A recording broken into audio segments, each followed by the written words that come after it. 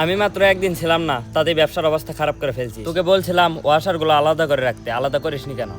ভাই আমি তো কাজ করতেইছি, আমি একা হয়ে আর কত কাজ করব। ভিতরে কাজ করলাম, আবার এই সাইডে ওই যে ব্যাটারিগুলো আলাদা করলাম। একা মানে আতাউর আর সাব্বির কই? ভাই ওদের কথা দিয়ে কি বলবো, সারাদিন ফোন দিয়ে টুকুস টুকুস করেই। আমি বললে আমার কথা চুল দেও মানে না। আজকে যে ঢাকার পেটে আসবে ওদেরকে আমি কিভাবে মাল দেব? মাল তো ঠিক মতো বাছাই করা হয়নি। ভাই এখন আমি কি করব? আর এক জায়গায় তো হাঙ্গা করে রাখছিস।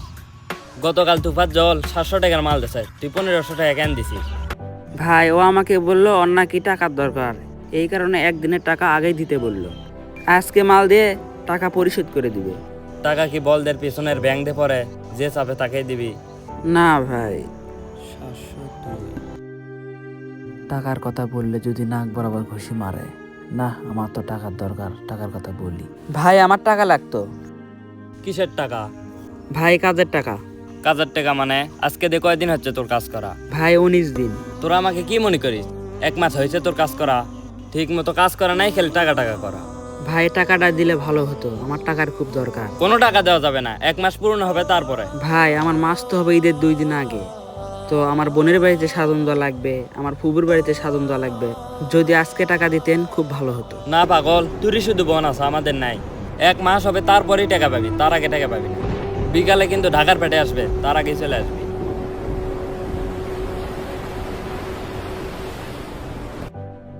সবাই সাজন দেওয়া নিয়ে ব্যস্ত, শুধু আমি এখনো দিতে পারলাম না।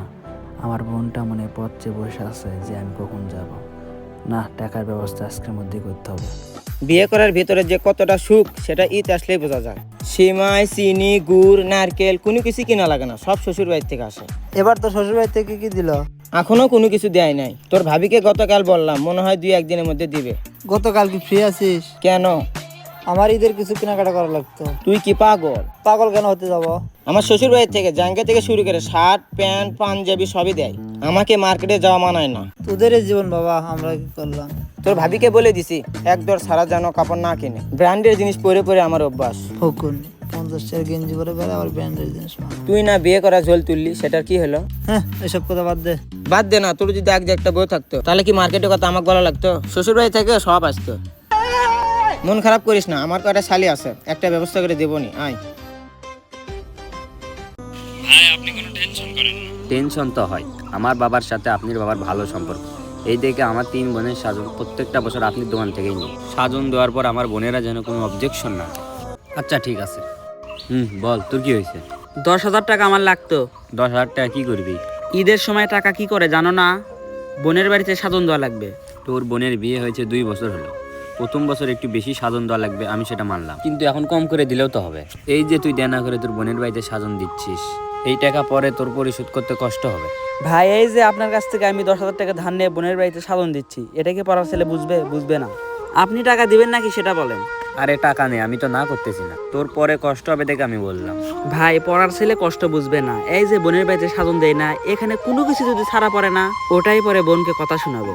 এই যে এখন ঈদের সময় পথ চেয়ে বসে আছে যে আমার বাবা কখন সাজন নিয়ে আসবে, আমার ভাই কখন সাজন নিয়ে আসবে। ওরাও কিন্তু চাই কষ্ট করে আমাকে সাজন না দে, কিন্তু ওরা অসহায়, কিছু বলতে পারে না। সাজন দেওয়ার আগে আমাদেরকে লিস্ট করতে হয় ওখানে কোনো কিছু ছাড়া পড়েছে নাকি। যদি ছাড়া পড়ে, ওই যে বোনকে পরে কথা শোনাবে। আসলেই রে, বর্তমান জামানাটা এমন, কাপড়ের থেকে শুরু করে সব কিছুই দেওয়া লাগে। এই যে আমার 3টা বোন, 3টা বোনের জন্য বাজেট না হলো 50,000 টাকা। নিজের বোনকে এবং মেয়েকে খুশি রাখতে ম্যাক্সিমাম পরিবারই দেনা করে সাজন দেয়। ভাই সাজন দিতে যতই কষ্ট হোক, বোন খুশি মানে আমরা খুশি। আপনি টাকা কখন দেবেন সেটা বলেন। টাকা যখন চাইবি তখনই পাবি, এখনই লাগবে কি? আচ্ছা এখন টাকা লাগবে না, আমি তাহলে দোকান থেকে আসি, এসে তোমার কাছে টাকা নিয়ে যাবো নি। ঈদ মানে আনন্দ, ঈদ মানে খুশি। এই খুশিটি মানসিকভাবে সবাই গ্রহণ করতে পারে না। বর্তমান সমাজে সাজন দিয়ে একটা ট্রেন্ড হয়ে উঠেছে। সাজনে যদি কোনো কিছু কম পড়ে তাহলে মেয়েদেরকে কথা শুনতে হয়। শ্বশুর বাড়ি থেকে সাজন নেওয়ার আগে এটা ভাববেন, তাদের সাজন দিতে কষ্ট হচ্ছে না তো।